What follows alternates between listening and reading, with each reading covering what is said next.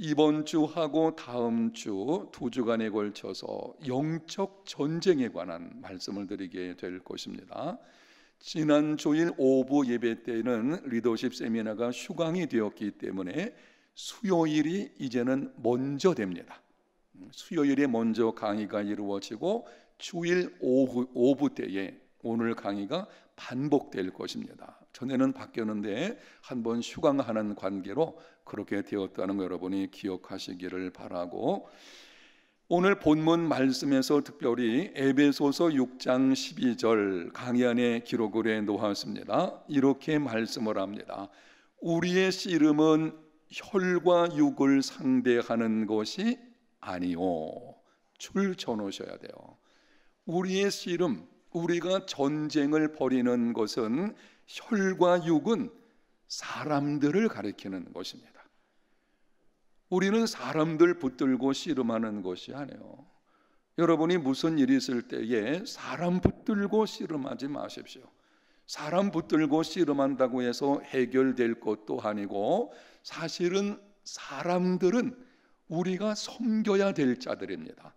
그리고 사람들은 같은 동역자들이에요. 하나님 나라의 동역자들이기 때문에 이들과 더불어 싸움을 벌이는 것은 안 됩니다. 그러면은 우리의 싸움은 누구에게 대한 것입니까? 그 다음에 이렇게 기록을 합니다. 통치자들과 권세들과 이 어둠의 세상 주관자들과 하늘에 있는 악의 영들을 상대함이라. 우리의 싸움은 바로 여기 있습니다. 여기 통치자들, 권세들, 어둠의 세상 주관자들, 하늘에 있는 악의 영들, 이런 말들이 나오고 있는데요, 이거는 이런 것입니다. 뜻이 사탄의 지시를 따라 하나님의 뜻에 대적하는 영적 존재들과 관련된 것들입니다. 이 말씀을 오해하면 안 돼요. 여기 통치자들 이런 말이 나오니까 지금 나라와 민족을 통치하는 사람들, 그들을 말하는 것이 아니에요. 그것이 아니고 통치자들이든지 아니면은 권세가 있든지 세상 어떤 어둠의 주관자가 있든지 그 배후를 보게 되면, 배후에 있어요. 그 배후에 악한 영들이 있는 것을 볼 수가 있는데, 바로 그 배후에서 모든 것을 이루어 나가고자 하는 악한 영들과의 싸움이 우리의 싸움인 것입니다. 이렇게 말씀을 드릴 수도 있습니다. 여기 통치자들, 권세들, 어둠의 세상 주관자들, 하늘에 있는 악의 영들, 이것은 다양한 계층, 권위, 능력을 지닌 온갖 악한 영적 세력을 말하는 것입니다. 이 주석을 제가 주의 깊게 한번 들여다보았어요. 이것이 누구를 가리키는 것인가 봤더니, 이거는 악한 영들이 어떤 위계를 가지고서 통치하고 미혹하는 그것을 함께 여기서 말하고 있는 것입니다. 그 이상으로 우리가 이것을 해석하려고 하면은 좀 문제가 될 수가 있겠죠. 여러분이 지금 설명드린 것이 조금 복잡하다고 생각하면 그냥 간단히 말해서 악한 영들과 관련된 것을 그냥 통칭해서 여기서 말한다, 이렇게 보시면 될 것입니다. 우리의 싸움은 사람들에게 대한 것이 아니고 누구에게 대한 거요? 악한 영들, 사탄과 그의 졸개들인 귀신들과 관련된 것입니다. 보이는 세계가 있고 보이지 않는 세계가 있습니다. 보이지 않는 세계에서 이 보이는 세계를 움직이려고 하는, 물론 하나님과 선한 천사들도 보이지 않는 세계 속에 있지만 이 보이지 않는 세계 속에는 악한 영들도 있거든요. 영적인 존재이기 때문에 우리 눈에 보이지 않습니다. 그 악한 영들과의 전쟁을 벌이는 것, 그게 그리스도인의 삶이에요. 예수 믿고 예수님 따르는 삶은 장미꽃을 뿌려놓은 탄탄대로를 걷는 것이 아닙니다. 예수 믿는 순간부터는 영적인 전쟁이 벌어지게 돼 있어요. 우리는 영적 전쟁터에서 지금 살고 있는 것입니다. 그 전쟁에서 승리하는 삶이 되어야 하죠. 강의 안에 있는 내용을 한번 보겠습니다. 사탄은 우리가 누구인지를 알고 있습니다. 우리의 강점과 약점을 알고 있습니다. 심리학의 대가이며 인간 본성의 전문가입니다. 제가 이 내용을 쓰면서 그리고 이 책에서 읽으면서 그런 생각을 해봤어요. 야, 사탄이 이런 존재라구나. 여러분 생각해 보세요. 사탄은요, 지금 저와 여러분 우리 한 사람 한 사람들의 강점도 알고 약점도 알아요. 무엇에 약한 존재인지 알고 있거든요. 우리의 심리를 파악하고 있어요. 우리 인간 본성이 무엇인가를 아주 정확하게 알고 있는 존재입니다. 그래서 우리는 조심해야 되겠죠. 그 존재와 지금 영적 전쟁을 벌이는 것입니다. 그 다음에 보게 되면 사탄과 그 졸개들의 목표는 그리스도인을 뭐하게 하는 거예요? 망하게 하려는 것입니다.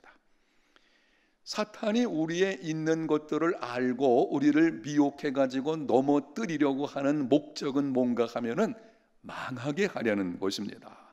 그 다음에 물론 그들의 궁극적인 운명은 정해져 있습니다. 이건 이런 뜻이에요. 예수 그리스도께서 십자가로 승리하심으로 사탄의 궁극적인 운명은 이미 정해져 있어요. 어디로 떨어지는 거예요?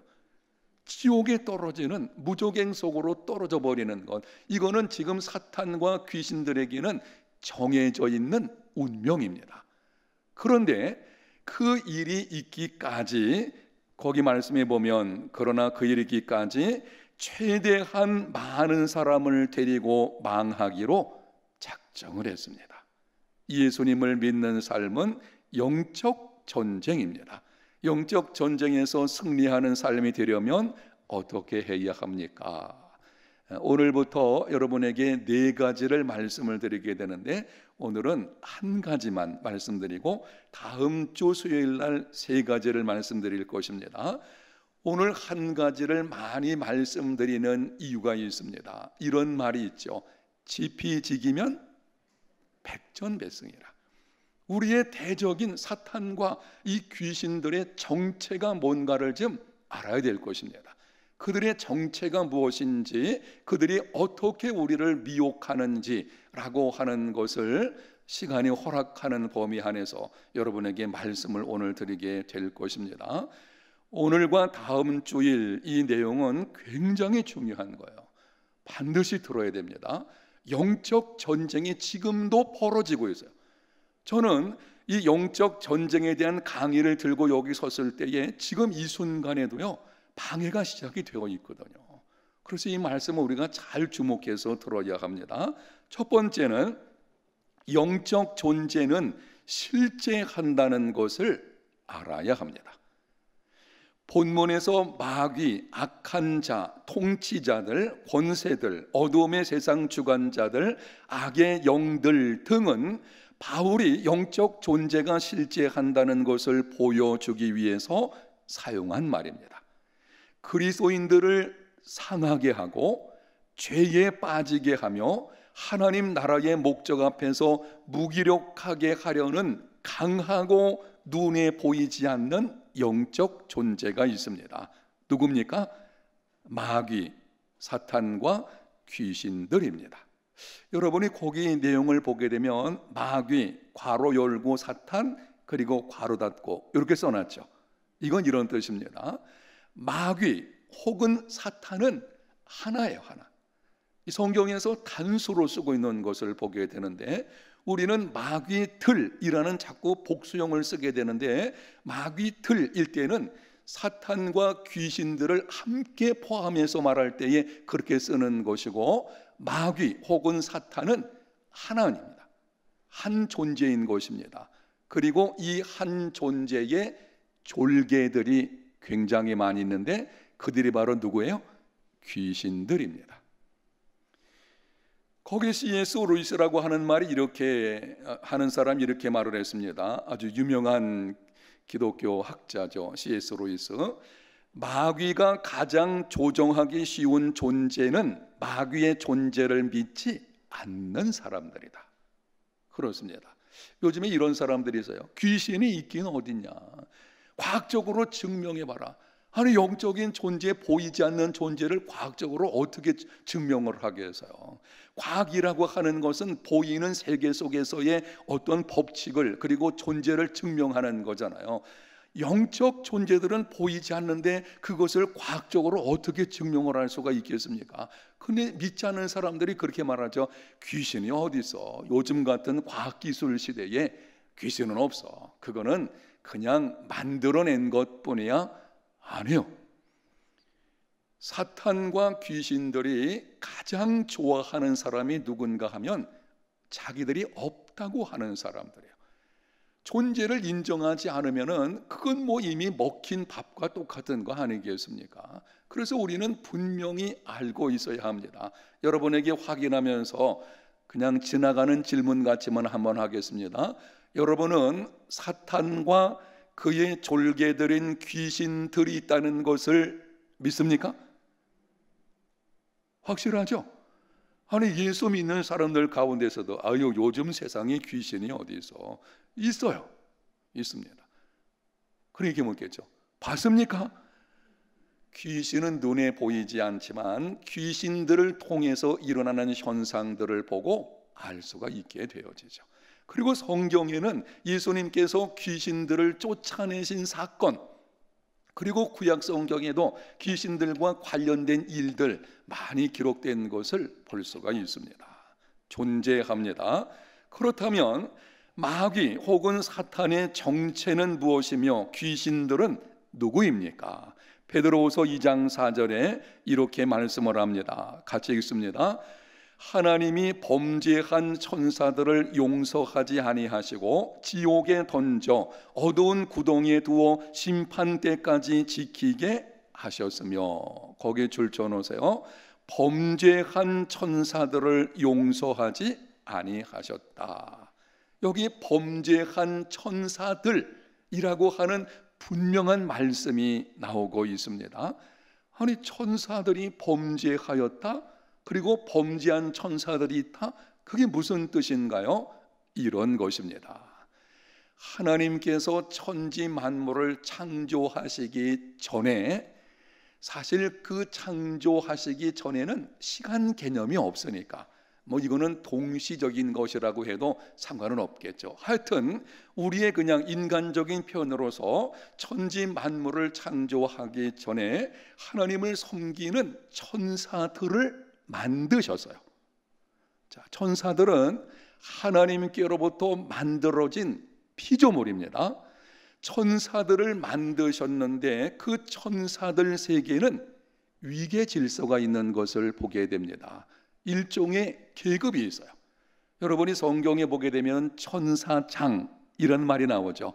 그것처럼 위계 질서가 있는 것을 보게 되는데, 거기서 아주 뛰어난 상위에 속한, 위계 질서에서 상위에 속한 아주 뛰어난 한 천사가 교만해져 가지고 하나님 자리에 올라가려고 하나님을 반역하게 된 것입니다. 바로 그 한 천사가 타락을 해서 누가 된 거예요? 네? 마귀 혹은 사탄이 된 것입니다. 그 한 천사 몇 명이요? 하나입니다. 한 천사가.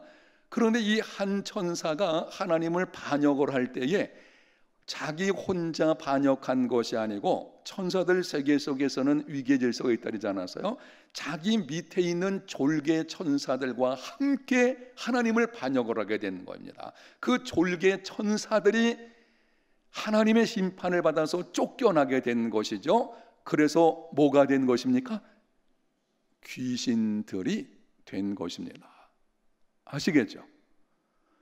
기독교 안에 이단들 가운데서 이렇게 말하는 사람들이 있어요. 귀신은 불신자의 영혼이 죽어서 되는 것이다. 이다 아니다? 절대 아닙니다. 사랑과 영혼, 여러분 영화를 보게 되면 사람이 죽어가지고 그 영혼이 귀신처럼 나오고, 아니면 샤머니즘, 제가 아주 옛날에 즐겨보았던 전설의 고향 이런 거 보게 돼요. 뭐 거기서 뭐 처녀 귀신, 그리고 뭐 총각 귀신, 그런 얘기 들었죠? 이 총각 귀신을 뭐라 부르죠? 몽달 귀신. 그런 것들이죠. 이 죽은 사람이 귀신 된다는 것은 그거는 샤머니즘에서 말하는 것인데 잘못된 것입니다. 전혀 그렇지 않습니다. 제사를 지내는 것이 귀신에게 한다, 이제 그런 말들을 이제 나중에 하게 될 것인데요. 이 제사 지낼 때에 뭐 죽은 조상의 영혼이 와서 음식을 먹게 된다, 그렇지 않아요. 거기 오는 건 누가 오는 거예요? 귀신이 오는 것이지 조상의 영혼이 오는 것은 아닙니다. 베레아 침례교회 김기동 씨 경우에 이 사람의 영혼이 죽어서 귀신 된다, 이런 방식으로 가르치는 것을 보게 되는데요, 아주 잘못된 것입니다. 그 사람들이 그렇게 말하는 이유가 있어요. 귀신 들린 사람에게서 귀신을 쫓아내는 것을 축사라고 하거든요. 지금은 그런 현상들이 많지 않은데, 저도 옛날에 그 교육 전도사 시절에 인천에 있을 때만 해도 이 귀신의 장난이 너무 심했었어요. 지금은 복음이 이 땅에 많이 전파됨으로 인해서 이 악한 영들의 세력들이 이게 그 어둠의 음지로 많이 쫓겨나 있는 상태잖아요. 교회가 세워지고 하나님 나라가 확장되었으니까. 근데 전에는 그렇지 않을 때는요, 이 귀신의 영향이 굉장히 컸거든요. 그게 뭐 귀신 들린 사람 그러면 이제 데려다 놓고서 가운데 놓고 막 찬송하고 기도하고 그래 쫓아내고 막 그런 경우가 있었거든요. 그런 거, 이 귀신 들린 이런 일들이 있던 것을 보게 되는데, 지금은 이제 많이 쫓겨나게 된 것이죠. 그런 일이 있게 되죠. 근데 왜 이렇게 죽은 조상의 영혼이 귀신 됐다고 하느냐? 귀신을 쫓아내려고 할 때에 가만히 보게 되면은요, 그 귀신 들린 사람이 기가 막히게도 목소리가 이 할아버지 목소리라든지, 그리고 우리 집안 사정을 너무 잘 아는 거예요. 아니, 기가 막히게 알아요. 우리 집안 사정을 알고 가족들도 알고, 그리고 목소리까지도 할아버지나 아니면은 조상의 목소리하고 똑같아요. 아, 희한하죠.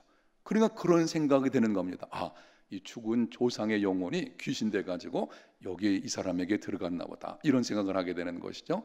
이것이 맞다 틀리다? 틀리죠. 근데 어떻게 그렇게 기가 막히게 막히죠? 귀신이니까. 귀신같이 맞히는 거예요. 귀신이니까 그렇게 하는 것입니다. 여러분, 지금 제가 여러분에게 말씀을 드릴 때에 목소리가 똑같아, 귀신 들림의 현상 중에 하나가 목소리 변조입니다. 귀신이 장난치는 것이 있고, 나중에 나올 거예요, 귀신이 그 사람 속에 들어가는 경우가 있어요. 귀신이 그 사람 속에 들어갔을 때에 나타나는 현상 중에 하나가 이 목소리 변조가 이루어지는 것을 보게 되는데, 그런 거죠. 귀신의 장난인 것입니다. 착각하면 안 돼요. 귀신이 누군가 하면은 그 정체가 타락한 천사들, 여기 나와 있잖아요. 범죄한 천사들, 바로 이들이 사탄과 귀신들의 정체입니다. 이사야서 14장 12절에 보게 되면 이런 내용이 있습니다. 거기 내용이 좀 긴데요, 제가 읽을 때 여러분이 한번 들어보십시오. 너 아침의 아들 계명성이여, 어찌 그리 하늘에서 떨어졌으며, 너 열국을 엎은 자여, 어찌 그리 땅에 찍혔는고, 내가 내 마음에 이르기를 내가 하늘에 올라 하나님의 뭇별 위에 내 자리를 높이리라. 내가 북극 지피 위에 산 위에 앉으리라. 가장 높은 구름에 올라가 지극히 높은 이와 같아지리라 하는도다. 그러나 이제 내가 스월 곧 구덩이 맨 밑에 떨어짐을 당하리로다. 여기 아침의 아들 계명성이란 말이 나오죠. 계명성이 뭐죠? 수금지와 목토 천해명, 여러분 아시죠? 이 태양계를 돌고 있는 이 행성들 중에 하나가 계명성이거든요. 뭔가요? 샛별이라고 부르는데, 새벽에 반짝거리는 이 샛별이잖아요. 샛별이 뭔가요? 금성이에요. 금성. 이 수금지화 할 때 금성을 우리가 계명성 이렇게 부르게 되는 것입니다. 여기 계명성이라고 말이 나오는데요, 이 높아져 가지고 하나님의 뭇별 위에 내 자리를 하나님처럼 높아지려고 해서 쫓겨나 가지고 스올에 떨어지게 되었다, 이런 내용인 것입니다. 자, 이 말을 여러분이 잘 들으셔야 돼요. 여기 기록되어진 계명성과 내용은 역사적으로 본다면 교만한 가운데 있는 바벨론 왕을 가리키는 거예요. 당시 교만한 가운데 있는, 하나님을 인정하지 않고 하나님의 자리에 올라가서 앉으려고 하는 교만한 바벨론 왕을 가리키는 것입니다. 역사적으로 보게 되면 그렇습니다. 그런데 이 내용을 많은 성경학자들이 타락한 천사들과 관련해서도 언급을 합니다. 천사들 중에서 그 뛰어난 천사가 하나님 자리에 앉으려다가 이 소울, 지옥에 떨어지게 되는 바로 이 내용을 여기에 포함되어 있다, 이렇게 설명을 하게 되어집니다. 그런데 이 계명성이 영어로 말하면은 루시퍼입니다. 루시퍼, 이 계명성이 루시퍼거든요. 여러분 많이 들었죠? 그래서 천사 루시퍼가 타락해서 마귀가 되었다, 뭐 이런 말들을 우리가 듣게 되는 것입니다. 하여튼 여러분이 타락한 천사들이라는 것은 기억을 하시고, 사탄과 그리고 귀신들이 누군지 에베소서 2장 2절에 보니까 이렇게 기록을 합니다. 그때에 너희는 그 가운데서 행하여 이 세상 풍조를 따르고, 그 다음 뭐라 그랬죠? 공중의 권세 잡은 자를 따랐으니. 사탄은 공중 권세 잡은 자라고 성경에서 말씀을 하고 있어요. 공중이 어딘가요? 공중이 어디입니까? 여기 공중이죠. 뭐 공중이죠.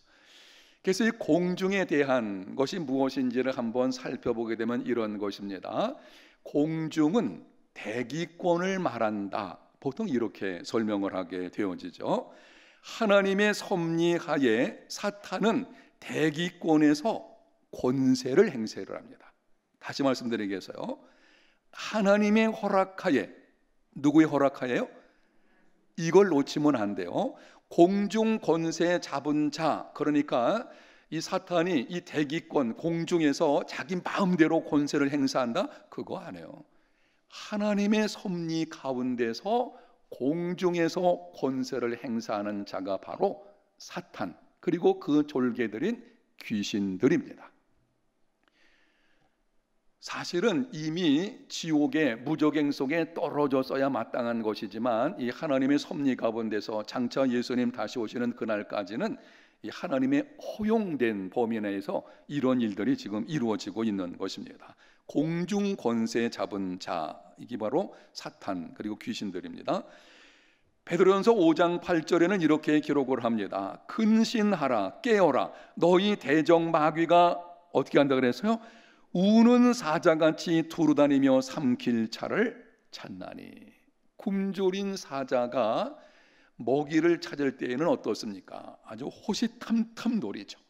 여러분 혹시 그 동물의 왕국 TV에서 본 적이 있습니까? 사자가 숨어가지고 어떻게 해요? 납작 엎드리죠. 그리고 틈만 보이면 어떻게 해요? 쏜살같이 달려가서 낚아채는 것을 보게 됩니다. 사탄이 지금 우리들에게 그렇게 한다는 것입니다. 우리를 봐가지고 우리 가운데서 기회만 되면 탁 낚아채려고 기회를 노리는, 이런 하는 것이죠. 바로 우는 사자같이 두루다니면서 삼킬 자를 찾는 자, 이게 마귀거든요. 여러분 그럼 어떻게 하면 좋겠습니까? 깨어 있어야 되죠. 정신 차리지 않으면 한순간에 넘어갈 수 있다는 것입니다. 그렇다고 해서 너무 두려워할 필요는 없습니다. 욥기서 1장 7절에서 12절에 보게 되면 거기 이런 내용이 나와 있어요. 여호와께서 사탄에게 이르시되 네가 어디서 왔느냐? 사탄이 여호와께 대답하여 이르되 땅을 두루 돌아 여기저기 다녀왔느니라. 자, 여러분 보세요. 하나님께서 물어보는 거예요. 사탄한테 너 어디서 왔느냐? 그랬더니 사탄이 대답을 합니다. 땅을 두루 돌아 여기저기 다녀왔나이다. 이 말은 사탄은 무소부지한 자가 이다 아니다? 아니라는 뜻입니다. 하나님은 무소부지하신 분이십니다. 하나님은 어디에나 계신 분이십니다. 사탄은 영적인 존재이기는 하지만 무소부지하지 않아요. 여러분이 그 내용을 혹시 기억하실 것입니다. 누가복음 8장에 보게 되면 예수님께서 거라사인 지방에 가셨을 때에 귀신 들린 자가 있었어요. 그런데 그 사람에게 많은 귀신이 들어가서, 어떤 귀신이죠 그때? 내 이름이 무엇이냐니까 뭐라 했어요? 군대라 그랬거든요. 그 많은 귀신이, 아니 귀신이 하나가 사람에게 들어가도 끔찍한 일인데 그 사람에게는 많은 귀신이 들어갔어요.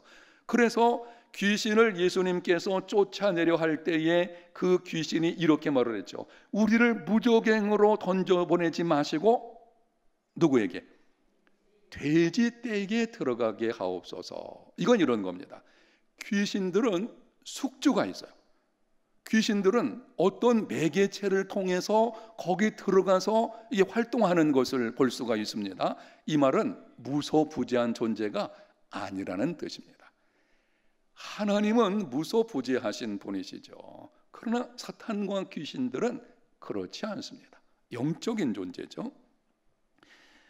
그 다음에 이렇게 기록을 하고 있어요. 사탄이 여호와께 대답하여 이르되, 거기 굵은 글씨로 해놨죠. 사탄이 여호와께 대답하여, 이 말은 이런 뜻입니다. 사탄은 하나님께서 물으시면 어때요?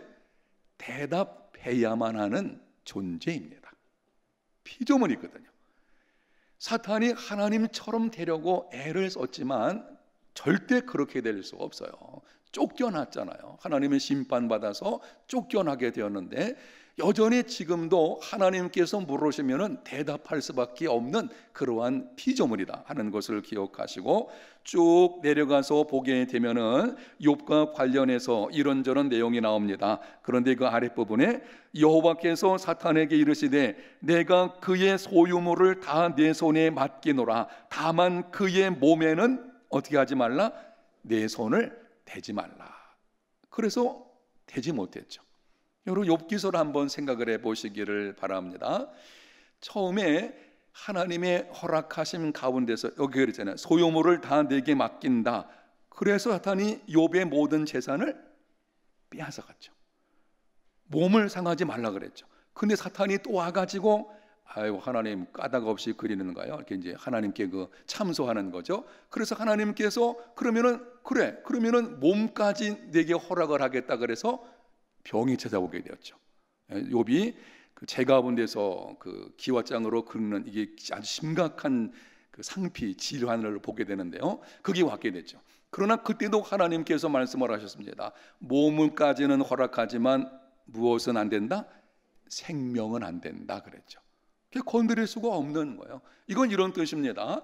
사탄은 힘을 가지고 권세를 가지고 있지만 하나님의 허락하신 범위 안에서만 행할 수가 있는 것입니다. 그래서 하나님의 백성들은 때로 사탄이 시험으로 인해서 큰 고통이 올지라도 한번 따라합니다. 결국은 안전하다. 아멘. 돼 있어요. 그러니까 우리는 사탄이라는 존재, 그리고 귀신들을 생각할 때 이래 됩니다. 두려워할 필요가 없습니다. 그렇다 그래서 무시해서도 안 됩니다. 왜냐하면 실제적인 존재고 우리를 호시탐탐 우는 사자와 같이 우리를 삼키려고 하는 존재이거든요. 그래서 우리는 깨어 있어야 돼요. 절대 무시해서는 안 됩니다. 그렇다고 해서 우리가 두려워할 필요가 있다 없다? 없다라고 하는 것을 기억을 해야 될 것입니다. 자, 넘기면은 사탄이 어떻게 우리를 미혹하는지 거기 한 가지 더 이렇게 기록을 했습니다. 고린도후서 11장 14절과 15절을 보게 되면 한번 같이 읽습니다. 이것은 이상한 일이 아니니라. 사탄도 자기를 광명의 천사로 가정하나니 그러므로 사탄의 일꾼들도 자기를 의의 일꾼으로 가정하는 것이 또한 대단한 일이 아니니라. 그들의 마지막은 그 행위대로 되리라. 사탄이 자기를 어떻게 가장한다 그랬습니까? 광명의 전사로. 그게 무슨 뜻인가요? 그 다음 말씀 보니까 사탄의 일꾼들도 자기를 의의 일꾼으로 가장하는 것이죠. 양의 모습을 가지고 우리에게 다가온다는 뜻입니다. 양의 모습을 가지고 교회에 들어와 가지고 나중에는 늑대의 발톱을 드러내게 되죠. 성도들을 끌고 가고 미혹하는 아주 괴악한 이단이 있죠. 누구예요? 신천지. 이 신천지 같은 경우가 이 사탄이 광명의 천사로 가장해서 교회에 들어와 가지고는 성도들을 끌고 가는 거예요. 바로 이런 것입니다. 하나님의 교회, 안상홍 하나님의 교회, 이것도 아주 괴악한 이단 중에 하나이죠. 신도시 거기도 지금 생겼죠. 여러분 그거 조심하셔야 되고 셀 식구들에게 조심하라고 여러분 가르쳐야 됩니다. 안상홍 하나님의 교회 쪽에서는요, 굉장히 봉사를 많이 해요. 진짜 사회봉사 많이 하거든요. 그 사회봉사를 굉장히 많이 하니까 사람들이 볼 때는 야, 굉장히 좋은 단체인가 보다. 결국에는 영혼을 멸망케 하는 이 광명의 천사로 가장해가지고 나타나고 있는 것입니다. 그리고 통일교 어떤가요? 통일교에서 얼마 전부터 강조하는 것이 뭔지 아십니까? 무슨 회복을 운동을 벌이는데? 가정회복. 안 들어봤어요? 통일교가요, 가정회복 운동을 벌이고 있다니까요. 접근할 때에 가정의 문제에 관해서 가정을 회복해야 됩니다. 그래가지고 왜 지금은 제가 한 수년 전에 한번 공항에 갔더니 누가 여기 포도주 조그만 캡슐 같은 거 주면서 이거 맞으면 가정이 행복해질 거라고, 이 포도주 같은 거 집어넣고서 접근하는 거. 이 가정연합, 통일교에서 가정연합이라는 말을 써요. 이 가정을 회복한다는 그런 모습으로 나타나서 미혹을 하는데 그 뒤에는요, 영혼을 멸망으로 이끌어가는 이게 광명의 천사로 가장한 사탄의 역할에 여기서 있게 되어지는 것입니다. 여러분 조심하셔야 돼요. 의의 일꾼으로 가장하거든요. 특별히 교회 안에 은밀하게 들어와서 진짜 잘하죠. 잘 섬기고 뭐 때마다 돌아보고 그러다가 나중에 본색을 드러내죠. 성경 공부 잘하는 데가 있는데 한번 가봅시다. 지금은 아마 신천지가 지난번에 코로나19 때문에 세상에 탁 드러나가지고 많이 위축이 된 것으로 보여지는데 그래도 여전해요. 여전합니다. 우리 교회 안에 있을지 모르겠어요. 근데 하여튼 교회도 일부러 등록을 하잖아요. 등록해가지고 한 3년, 5년, 10년까지도 발톱을 안 드러내는 거예요. 다 관계 형성하고 그리고 끌고 가고. 조심하셔야 돼요. 광명의 천사로 이게 사탄이 그렇게 하는 일이 있다고 하는 것입니다. 자, 그 다음 보겠습니다. 귀신들은 사탄의 하수인입니다. 귀신들은 여러 계층으로 나뉘고 명령과 통제 구조를 갖춘 영적인 존재입니다. 다음 질문에 한번 대답을 해보십시오. 질문을 통해서 실제로 한번 배워보도록 하겠습니다. 질문 첫 번째, 여러분이 한번 대답을 해보십시오. 예수님을 믿는 하나님의 자녀들도 귀신에 들릴 수 있는가? 자, 있다, 없다. 뭡니까? 자신 있게 있다, 없다. 예수 믿는 사람에게도 귀신이 들어갈 수 있다, 없다? 크게 없다? 없어요. 없습니다. 여러분, 그 오해하면 큰일 납니다. 여러분 가운데 이제 아마 옛날 생각하는 분들이 있을 겁니다. 목사님, 옛날에 수련회 같은 거 기도원에 가게 되면 분명히 예수 믿는다고 한 사람인데 귀신 들어가가지고 귀신 쫓아내는 그런 경험이 있는데요. 혹시 그런 분들이 있을지 모르겠어요. 지금은 그런 게 거의 드물지만 전에는 그런 현상들이 이제 많이 있었거든요. 이제 그걸 보고서 예수 믿는 사람들에게도 귀신이 들어간다. 그래서 귀신 쫓아내야 된다. 이런 생각을 혹시 가질 수가 있는데 거기 참고 성구들 먼저 보고 제가 결론의 말씀을 드리겠습니다. 로마서 8장 9절에 이렇게 기록을 합니다. 만일 너희 속에 하나님의 영이 거하시면 너희가 육신에 있지 아니하고 영에 있나니 누구든지 그리스도의 영이 없으면 그리스도의 사람이 아니라. 고린도서 3장 16절 같이 읽습니다. 너희가 하나님의 성전인 것과 하나님의 성령이 너희 안에 계시는 것을 알지 못하느냐. 자, 예수 믿는 우리 안에 누가 계셔요? 성령께서 계십니다. 성령님은 누구십니까? 하나님이에요. 성령 하나님께서 우리 안에 들어와 계시거든요. 인격적으로 우리 안에 그분이 들어와 계시는 거예요. 여러분, 그렇다면 예수 믿는 사람 속에 성령 하나님께서 들어와 계시는데 감히 귀신들이 들어올 수 있다, 없다?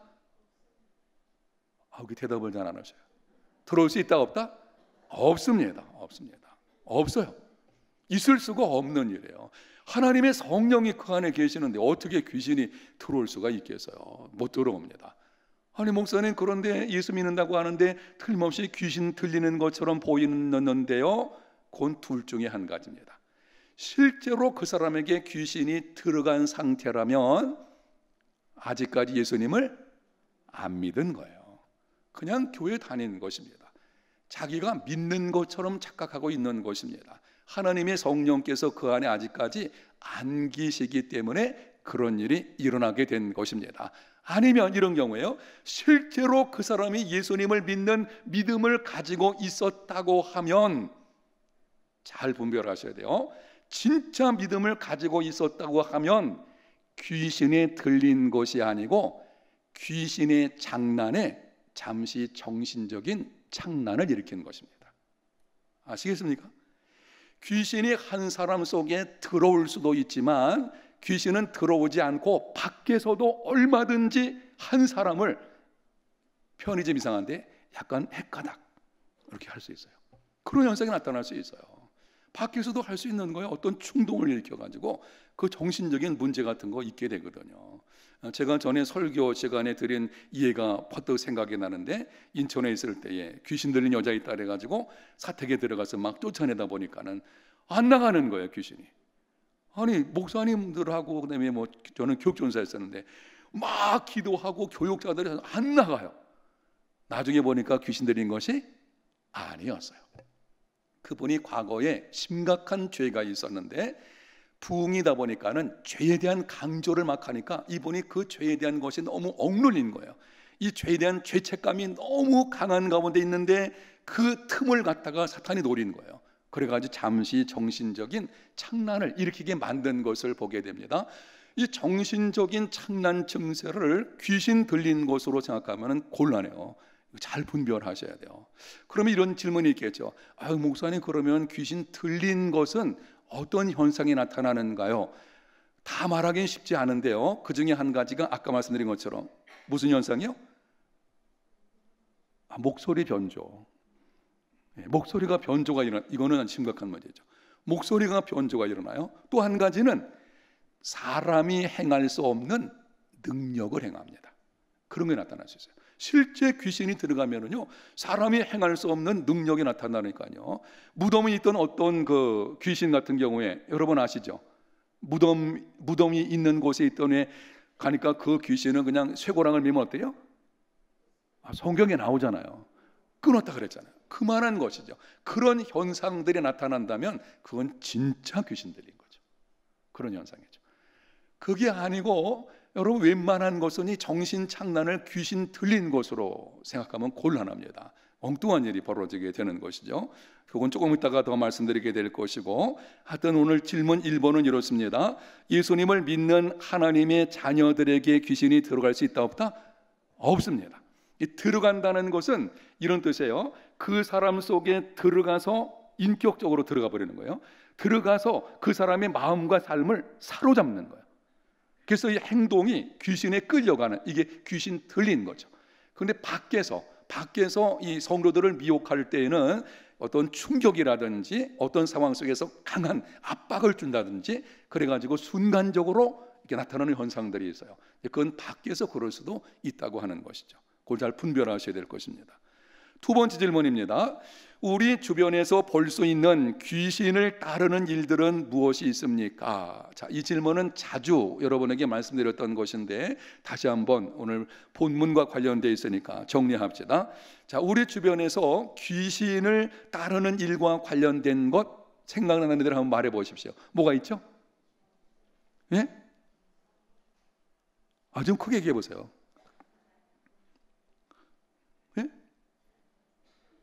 이렇게 우리들 힘이다. 오늘 아침 안 드시고 오셨습니까? 예.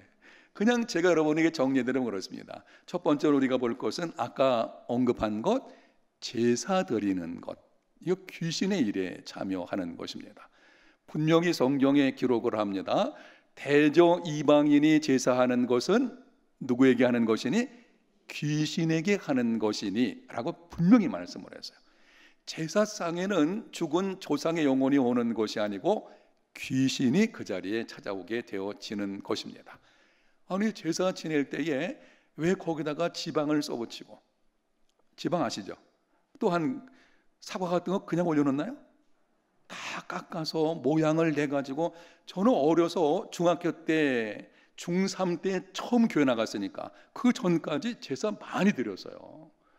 그리고 사실은 제삿날이 제게는 너무 어렸을 때 좋은 날이었어요. 아시죠? 왜 그런지. 그날은 뭐 어려서 뭐 시골에서 간식이 뭐가 있겠어요. 뭐 제사 한번 지내면 뭐 먹을 것이 굉장히 많잖아요. 근데 제가 제사에 한번 참여했던 기억들을 보게 되면은요, 진짜 그렇습니다.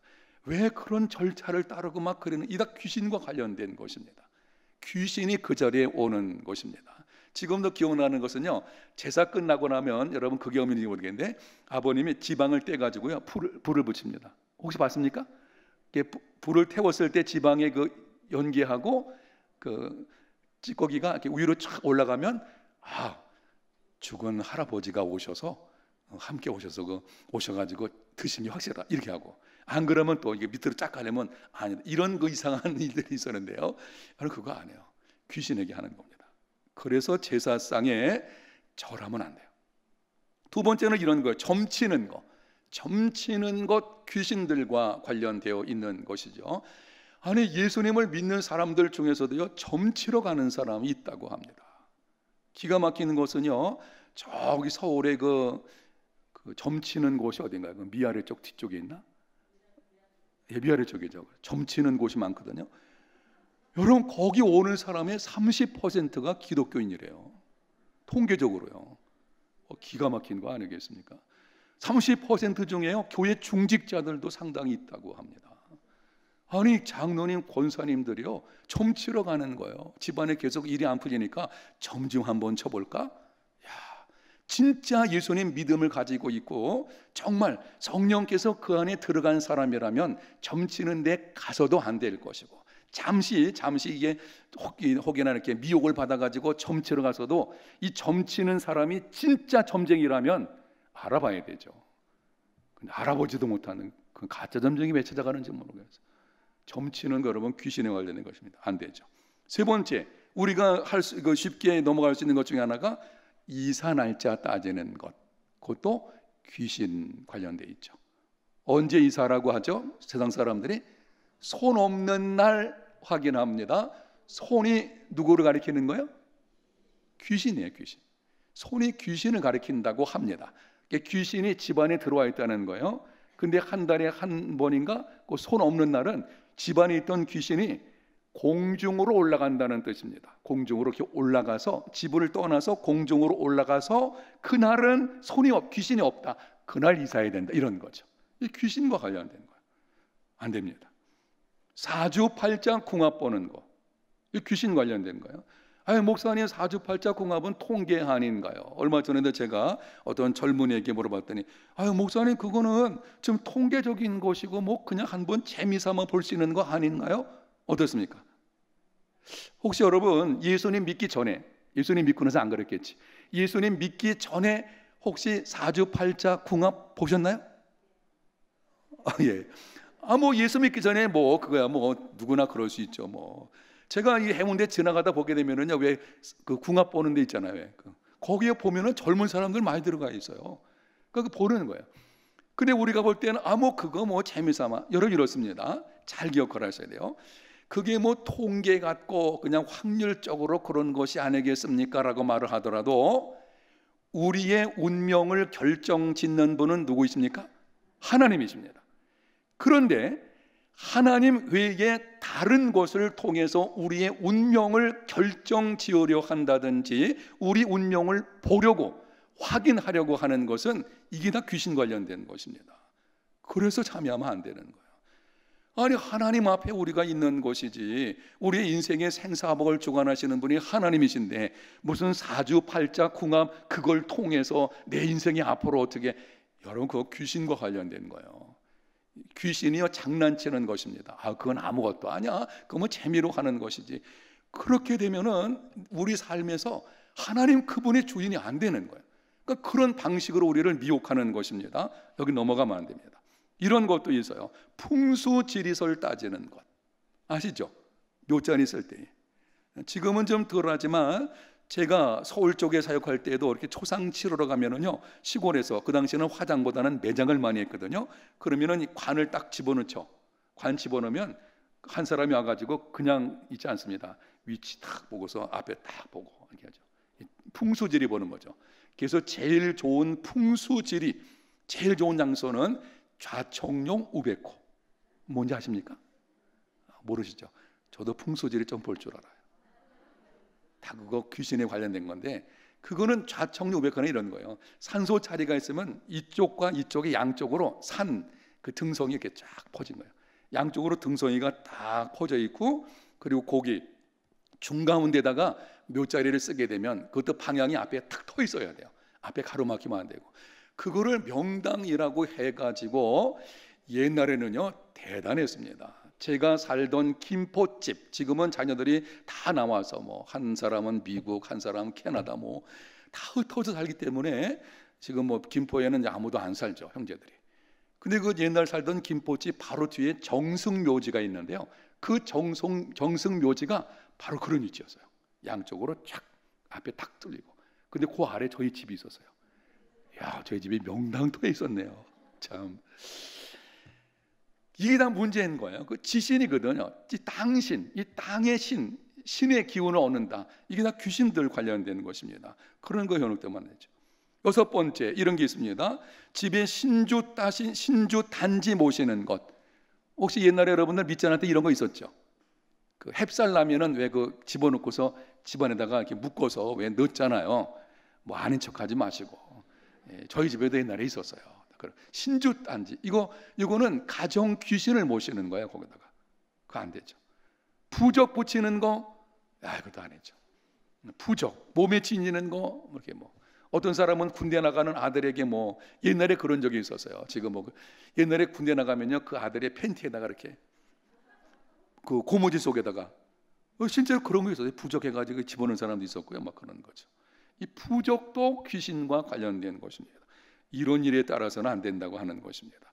여러분은 그렇지 않겠지만 여러분 세론들 가본 데서 혹시 새 가족이 등록을 했을 때에는 이런 문제가 있거든요. 이거 정리시켜 줘야 됩니다. 정리시켜야 되죠. 집에는 부적 다 떼어야 되고 신주 단지 갖다 버려야 되고 이런 거죠. 이런 일들이 있어야 되는데, 하여튼 이런 귀신 섬기는 일들이 있다는 거, 여러분이 혹시 그걸 갖다가 떼기가 좀 괜히 걱정이 되면은 교육자들 부르십시오. 교육자들이 가서 다 해결해 줄 수 있습니다.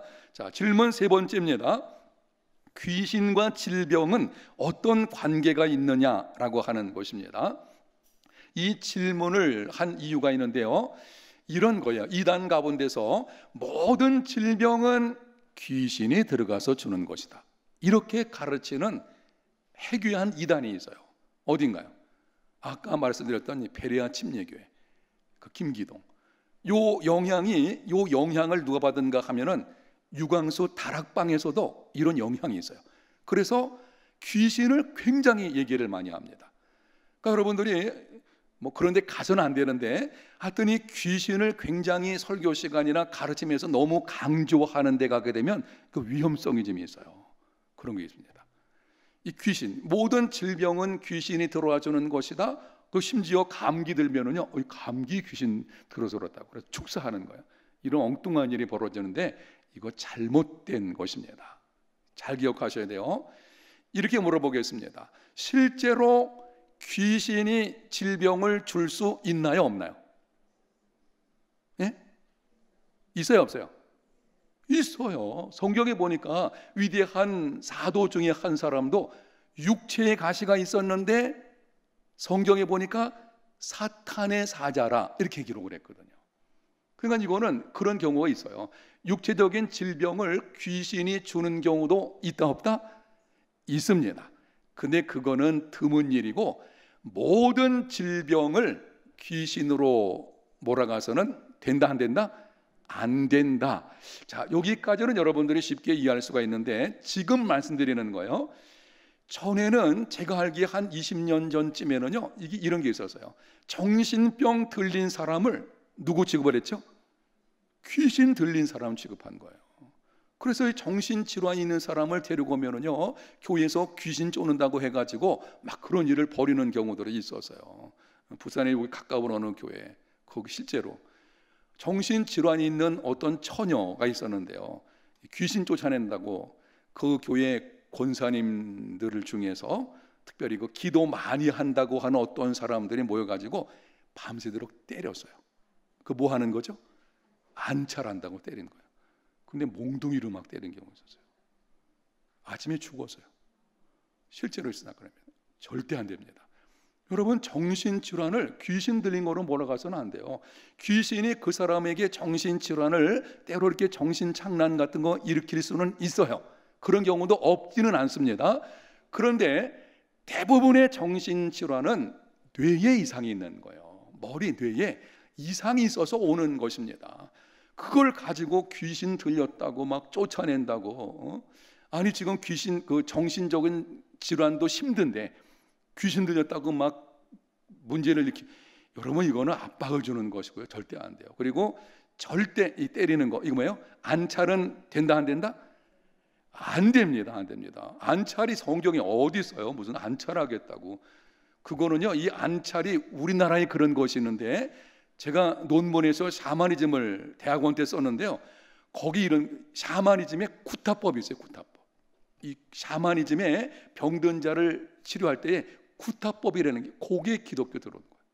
그게 안찰이에요. 절대 그런 거 안 됩니다. 모양이라도 내면 안 되고요. 그런 데 가서는 안 돼요.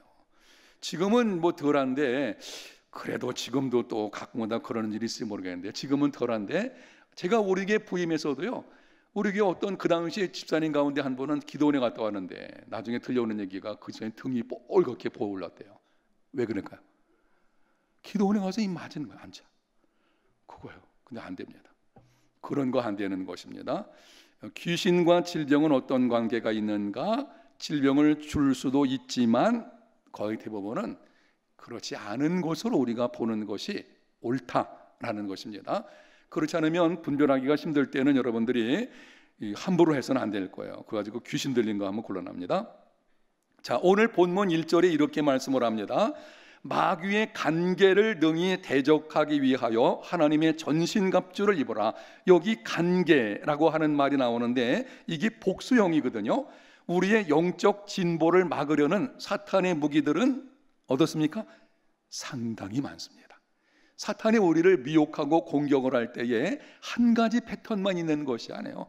다양한 패턴을 가지고 우리를 공격하는 것을 보게 됩니다. 성경에 기록되어진 몇 가지만 보면 이렇습니다. 첫 번째는 마음을 이끄는 죄된 이미지를 우리 마음에 집어 넣는 경우가 있습니다.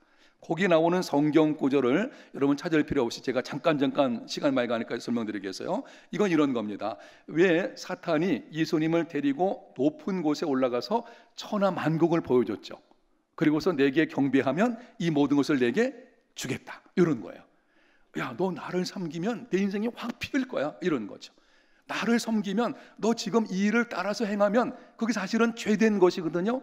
그런데 그 죄된 것인데 우리에게 좋은 이미지를 심어 주어 가지고 넘어지게 만드는 경우가 있다는 것입니다. 두 번째는 죄된 경향, 이를테면 분노 같은 것을 통제할 수 없이 타오르게 하는 경우가 있습니다. 이 분노의 충동을 견디지 못하고 막 폭발시켜 버리게 하는, 그렇게 할 수 있어요. 사탄이 우리가 어떤 일이 있을 때요, 저도 속상할 때가 있는데, 사실 그 지난주 토요일 날은요, 제가 막 쉽지 않았어요. 막 이게 계속해서 막 연락이 오고 막 교회 이 확진문이 되느냐 그러는데 막 속상하더라고요. 그때 이게 통제 문제인데 절제해야 되죠. 그래서 제가 가만히 생각을 해봤어요. 가만히 이게 어찌된 일인가 봤더니, 아하, 이게 오히려 이것을 통해서 하나님께서 교회를 더 앞으로 안전하게 하시려는 것이구나 라고 하는 게 바뀌게 되는 거죠. 그러면은 감사가 되겠죠. 근데 어떤 이 분노나 이 통제할 수 없는 마음 같은 게 있을 때에 이게 막 저기 될 수 있거든요. 여러분 이거 조심하셔야 돼요. 여러분 속에 분노가 오를 때에, 거기 에베소서에 이런 말이 있잖아요. 해가 지도록 분을 품지 말고, 그 다음 뭐라 했습니까? 누가 틈을 타지 못하게 하라? 마귀가 틈을 타지 못하게 하라 했잖아요. 왜 해가 지도록 분을 품지 말느냐?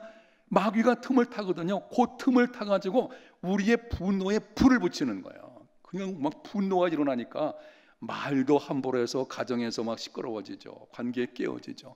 그뿐 아니라 내가 그냥 분노가 막 그러니까 희한하게 들었습니다.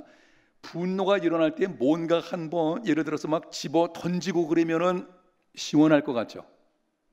아닙니다. 여러분 던져보시면서도 말 표현 안 하시네. 그거 안 해요. 그러면은요 사실은 속에서는요 더 분노가 일어나게 돼요. 이 기름 붓는 거예요. 이런 일을 사탄이 우리에게 시험하거든요. 조심하셔야 돼요. 그래서 분노가 오게 될 때는 그때 조심하셔야 돼요. 그리고서 해가 지도록 본을 보면 안 된다는 것이죠. 세 번째, 그럴듯해 보이지만 사실은 잘못이고 우리 영혼에 위험한 원리와 개념이 생기도록 부추기는 경우가 있습니다. 이게 쉽게 말하면 이런 겁니다. 사탄이 뱀을 통해서 아담과 하와를 꿰죠. 이렇게 말하죠. 네가 그걸 먹는 날에는 누구처럼 된다? 하나님처럼 되는 거야. 너 그거 하나님이 왜 먹지 말라는지 알아? 하나님처럼 되기 때문에 먹지 말라고 하는 이런 방식으로 하는 겁니다. 그 사실은 이게 잘못된 것인데 아주 그럴듯하거든요. 그렇게 하면은 내가 꼭 뭔가 될 것 같아요. 이런 방식으로 유혹하는 것이죠. 네 번째는 우리를 괴롭히는 육체적인 질병이나 그 상태들 주기도 합니다. 고린도후서 10장 7절에 보니까 바울의 육체적인 가시, 사탄의 사자를 주셨다 이렇게 바울이 표현하는데 오해하면 안 될 것입니다. 그걸 여러분들이 바울 속에 사탄이 들어가서 그거 아니에요. 그게 아니고 복음을 전하지 못하도록 사탄이 바울에게 어떤 육체적인 질병을 주게 되어지는데, 근데 보세요, 바울은 그것을 사탄의 사자를 주셨다고 했지만 그 다음에는 약한 것을 뭐 한다 그랬죠? 자랑한다 그랬죠. 이건 이런 겁니다. 하나님의 허락하심 하에서 사탄이 육체적인 질병을 바울에게 줬지만 오히려 그것을 통해서 하나님은 바울을 겸손한 사람으로 만드시고 더 크신 하나님의 일꾼으로 세워가는 걸 보게 됩니다. 이게 하나님이 하시는 일이죠. 이게 놀라운 거죠. 다섯 번째는 악몽을 꾸게 하거나 환상 중에 나타나 두려움에 사로잡히게 하기도 합니다. 욥기서 4장 보게 되면은 거기 욥의 친구들과 관련해 가지고 이런 내용이 있어요. 내가 꿈에 혹은 환상 중에 보니까는 어떤 물체가 나타나는데 내가 천류를 느꼈다, 이런 거거든요. 그래서 여러분 조심하셔야 될 게 이 꿈 꾸는 거, 그다음에 그 환상 보고 할 때 조심하셔야 돼요. 이 꿈 꾸고 나서 이 꿈 이야기를 자꾸 하는 경우가 있는데, 물론 꿈을 통해서도 하나님이 말씀하시기도 합니다. 그러나 여러분 잘 기억하셔야 돼요. 꿈을 꾸든지 환상을 보든지 했는데 그것이 계속 나를 두려움으로 몰고 가는 것은 하나님이 주신 것이 이다 아니다? 아닙니다. 하나님이 주시는 마음은 두려워하는 마음이 아니에요. 이런 거예요. 내가 환상을 봤는데 그 환상을 보니까 내가 얼마나 정말 죄인인 것을 알게 되고 정말 하나님을 내가 섬기고 하나님의 은혜인 것을 알게 되겠다. 그거는 하나님 주시는 거예요. 근데 그걸 나를 두려움에 삼키게 만들어 가지고 두려움 가운데 살게 하는 것으로 가는 거는요, 이거 아닙니다. 조심하셔야 돼요. 사탄이 그렇게 하는 경우가 있다는 것이죠. 여섯 번째, 우리가 거짓말하도록 부추기는 경우가 있는데요, 이 아나니아 삽비라 사건 기억나시죠? 그 사건 그런 거 있습니다. 일곱 번째는 일련의 무시무시한 자연 재난을 일으키기도 합니다. 욥기서 1장 2절에 보니까 한순간에 그 재산 잃어버리고 자녀들 10명 잃어버리고, 아시죠? 그 사건. 이런 일들이 일어날 수도 있다고 하는 것입니다. 자, 그 다음에 보겠습니다. 사탄과 그 하수인인 귀신들의 미혹과 이런 위협이 있어도 성도들은 두려워할 필요가 있다 없다? 없습니다. 왜냐하면 사탄의 어떤 공격도 하나님보다 강하지 못하기 때문입니다. 요한일서 4장 4절 함께 있습니다. 자녀들아, 너희는 하나님께 속하였고 또 그들을 이기었나니 이는 너희 안에 계신 이가 세상에 있는 자보다 크심이라. 줄쳐놓으세요. 너희 안에 계신 이 예수 그리스도, 우리 안에 계신 성령 하나님, 그런 말미암아 우리 함께 하시는 아버지 하나님, 우리 안에 계신 이가 세상에 있는 자, 세상에 있는 어둠의 세력, 어떤 존재보다 크신 분이시거든요. 그래서 우리는 두려워할 필요는 없습니다. 또한 하나님께서 우리에게 다음과 같이 약속하셨습니다. 함께 읽겠습니다. 사람이 감당할 시험밖에는 너희가 당한 것이 없나니 오직 하나님은 미쁘사 너희가 감당하지 못할 시험당함을 허락하지 아니하시고 시험당할 즈음에 또한 피할 길을 내사 너희로 능히 감당하게 하시느니라. 아멘. 이 약속이에요. 여러분, 이 약속 붙드셔야 돼요. 사탄이 온갖 방법으로 우리를 시험한다고 할지라도 우리는 이걸 아셔야 돼요. 감당할 만하기 때문에 하나님이 허락하신 거예요. 사탄은 하나님의 허락하심 하에서만 행동할 수 있거든요.